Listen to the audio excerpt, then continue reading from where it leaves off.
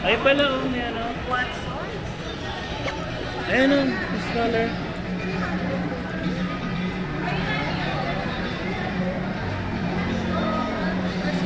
So, balak namin mag-rent muna ng ano sana. Anong card mo? Stroller. Kasi si Zion ay bagong gising. Kaso 300 siya guys. Unlimited na. Washroom muna? Oo.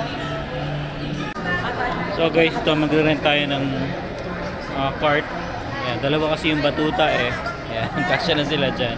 So bali, 300 pesos siya. Unlimited na. Until 30 minutes before closing time of the mall. Ayan. Hirap kasi guys pag may bata syempre. Mahaba yung laka rin. Kaya kailangan bigyan natin ng cart. Susulit. Sakit ka lang. Baby, oh, peri-peri oh. Yan guys, isa sa mga kinakain din namin ni Emma yan dati. Tapos meron pa ako nakikita, Krispy Kreme oh. Ayun oh. Kami naman nakikita ni Alvin. Siyempre. So, ang purpose talaga namin dito, Kumain. sa Biglipot at kumain, hanapin yung POEA. Oo nga, kasi, yan, kakarating nga lang namin, pero iniisip na namin agad yung documents para Wala na isipin. maging smooth ang aming pag-uwi. So, one of the requirements kasi, kapag pabalik na kami ng Canada is yung OEC, o Overseas Employment Contract, mga Yan, verification. take note guys no sa mga kagaya natin, ng mga student o kaya OWP, pag-uwi tayo ng Pilipinas, kailangan nga yan. So, medyo maraming arte, pero ganoon talaga, kailangan sumunod sa batas. So bali pinili pala namin guys yung SM Pampanga kaysa dun sa POA na Resort kasi mas malapit to sa amin. No, kasi Bulacan kasi kami galing. Ano kasi, iba yung pila sa pag-Ortigas, di ba? So dito, walk-in lang kami. Oo, pwede Kasi walk-in. may nakapagsabi rin na friend na, yan, recently lang umuwi, dito siya kumuha ng documents, and yun, hindi na kailangan mag-schedule. So Yes. try natin, tapos babalitaan namin kayo para yung sa mga umuwi, ma-share din natin. Share yung natin. experience namin. Yun naman yung pakay talaga. Yun din naman guys, kaya kami nagbablog no.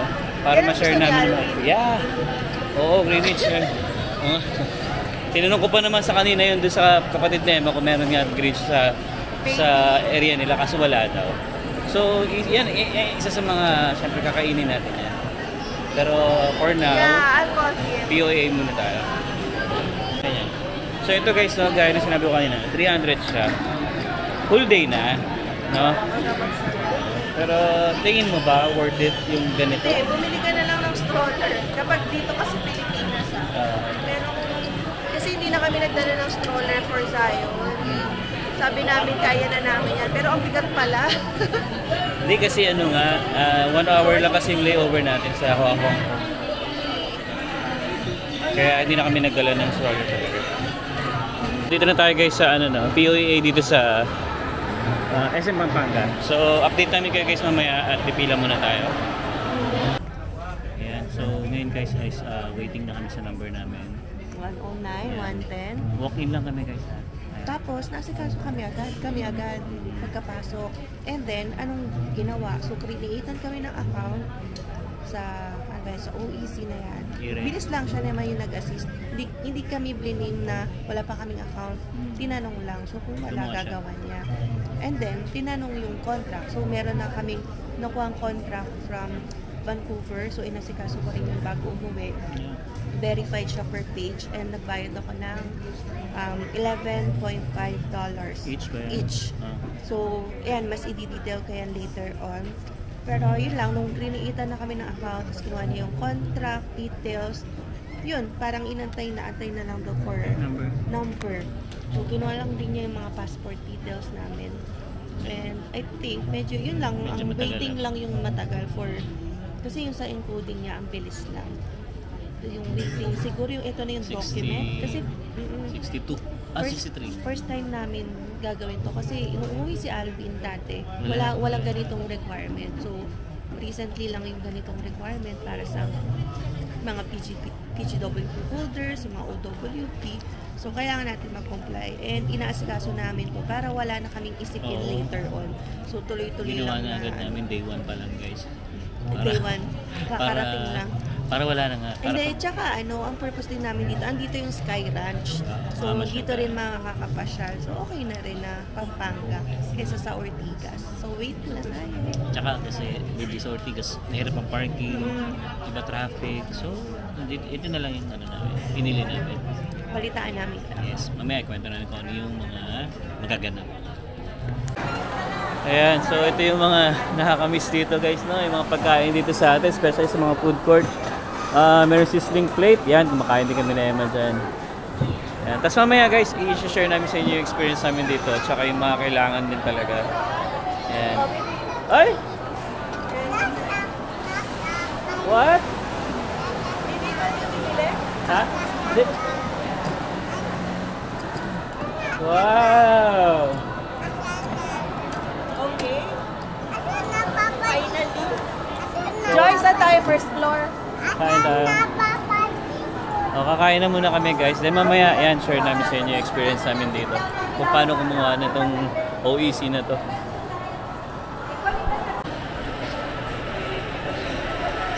Guys, after 3 hours natapos din kami. Grabe! Ang konti kasi nung yung parang yung pinaka mag-a-assist sa'yo. Parang 6 lang sila. At syempre, maraming documents na kailangan, maraming hinahanap, yung iba kulang. Tapos yun, parang bine-verify nila lahat ng mga documents mo. Kung tama. Ayan, so nainip na nga mga kasama namin. Nainip na dito. Ayan. Kamusta ang baby ko? Namiss ako, man. Kamusta? Kakain na tayo. Tara. Ay, hindi na sila, Paul. Hindi yun nga, oo nga. 12 minutes ka lang kasi. Oh, yun. Oo, 12 minutes. Mag-vlog muna ako nung requirements. Find me. Ayan guys, so kain muna tayo for dinner and sa paglalakad-lakad namin, ang napili namin ay Kuya Jace. And Kuya Jace muna tayo and parating pa yung ate ko. Kaya, ayan, long table. Zion, ayaw. Lumipat pa ng isa. Tama na. Tama na, we're gonna eat, okay? No? Grabe daw yung naubos na, ano yun? Panlaro ni Joy, yung kapatid ko kay Zion. 500 na yata yung paawat sa games nung nag-aantay sa amin sa POEA. Ayan. Alright, laban na. So, dalawang salo-salo set ang binili ko para sa, ayan o, buong group. Napakarami namin. Kuya Jace muna. Yes. And then sisig to. So, ano nga to, baby? Liempo? Liempo Kunti siguro. lang nabawasan naman sa kanin. And then, ano nga to? Crispy pata. Ayan, ito yung late Christmas namin. Alright. Si Primo nagka-cry. My. Let's go.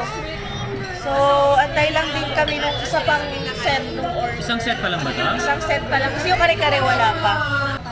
Then kare-kare. And then ano yun lang pala yung leche plan. Wow! Ay, sarap naman. Kare-kare. And then nauna na rin yung dessert. Baby ha, subuan si Zion. Alright. Ay, nakalbo na agad yung yung crispy pata.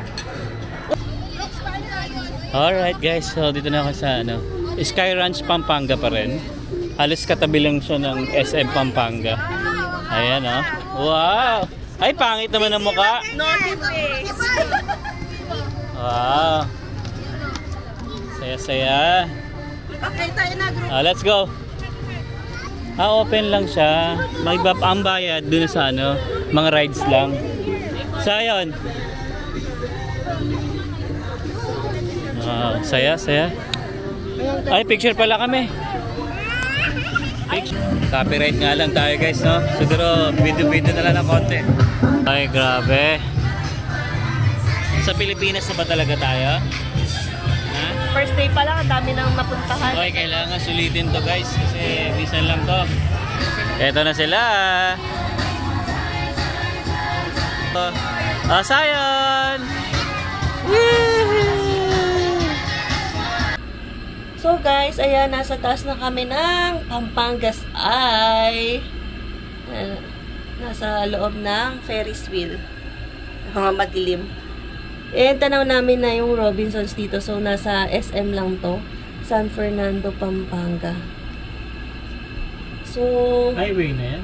Oo, ayan, dami pang mga tao na nagra-rides ngayon.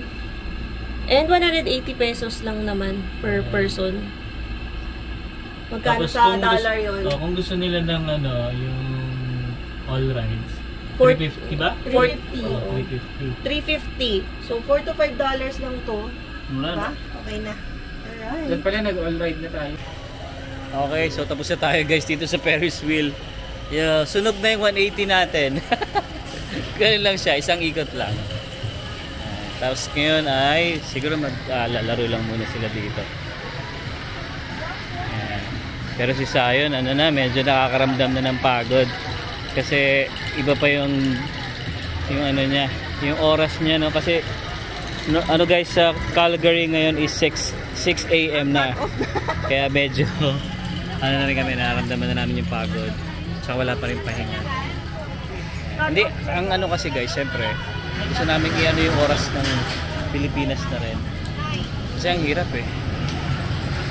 We will help you. Let's go. Salukay mo, salukay mo.